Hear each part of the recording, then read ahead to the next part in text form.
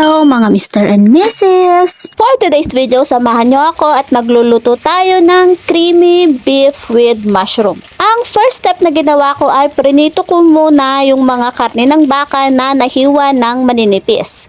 Pagkatapos maprito ay sinet aside ko muna, tapos the same kawali na pinagprituhan, naggisa ako ng bawang at sinunod ko ang sibuyas. Ginisa ko lang hanggang sa mag-caramelize yung mga sibuyas, tapos sunod ko nang inilagay yung mga slices of mushrooms. 2 lata nga ng mushroom ang nilagay ko dyan kasi konti lang yung karne ng baka. Then naglagay ako ng beef cubes, tinimplahan ko ng betchin, onion powder, garlic powder, tapos paminta. Minekos-mekos ko lang hanggang sa maghalo-halo at manuot yung mga pampalasa, tapos sunod ko nang inilagay yung 1 lata ng evaporated milk. Ang reseping ito pala ay napanood ko lang sa internet. Dahil nakakabuang pala, nakakabaliw ang mag-isip ng kung ano ang lulutuin sa araw-araw. Katapos kong malagay yung gata, sinayaan kong kumulo ng konti, tapos tinimplahan ko siya ng pampalasang asin. Hinayaan ko lang siyang kumulo, tapos nilagay ko na yung tinunaw ko na konting cornstarch sa konting tubig para may pampalapot. Then, inilagay ko na yung mga prinito kong karne ng baka kanina. Yung iba nga ay medyo sunog na. Habang priniprito ko kasi yan kanina, ay busy naman ako sa paggagayat ng mga iba pang gagamitin. Pinakuluan ko lang konti para kahit papaano ay maabsorb ng karne yung creamy ng sarsa. And then, for the final touch, nag-garnish ako ng celery. Kain na tayo!